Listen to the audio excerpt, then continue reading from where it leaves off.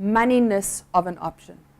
You may well have noticed in our discussions around options, they are littered with new financial terminology that we need to become aware of.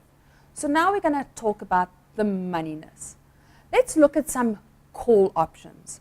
Remember, if the current share price, if the share price is trading at 100, and that is where you strike your price, the premium will be determined on your right to buy at 100.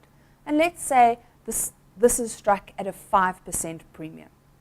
Now it's important to understand that not every strike has the same premium. More expensive strikes are going to be more expensive. If we take this back to our car analogy that we used right up at the front introducing options, well, let's think of them as insurance. If you're insuring your car, the premium that you're going to be charged is going to be a lot more for the red Ferrari than it will be for the white Beetle. So let's consider the same with call options. If you have the right to buy and you now pick a strike lower than the current market, or better, or more expensive, expect the premium to go up.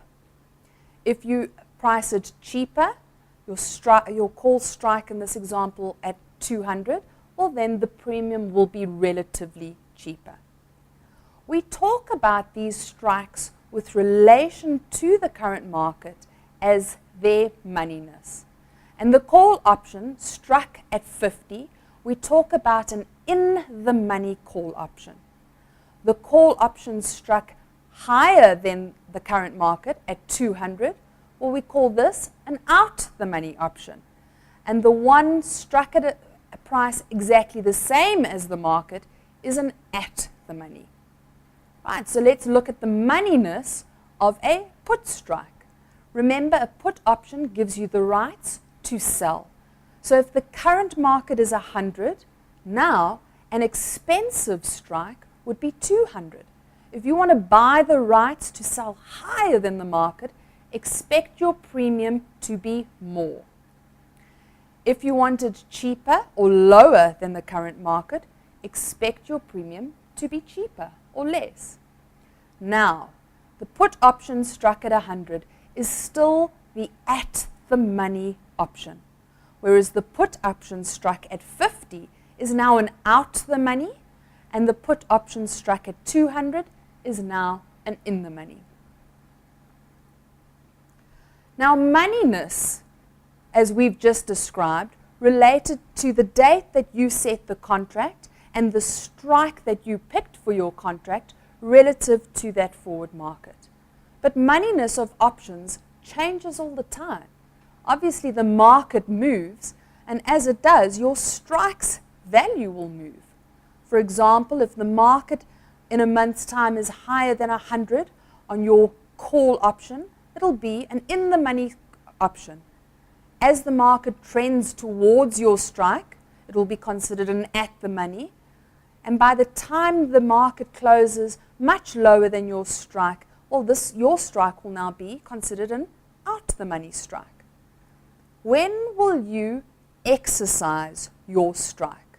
Well, are you going to exercise when the market is higher than the call?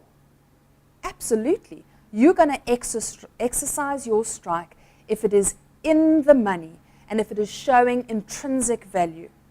If by exercise date your call strike is out the money, well, it's implying that the market itself is better than your strike and you're not likely to exercise at all. The moneyness or value of your strike at exercise is nicely summarized in this table. Let's have a look. The call will be exercised if it is in the money, ITM, and this will happen if the spot rate is above the strike. A put will also be exercised if it is in the money, but remember this happens when the spot is below the strike. Neither of the options will be exercised if you hold them and they are out the money at expiry. I hope you've enjoyed this section on moneyness and getting to know options a little bit better.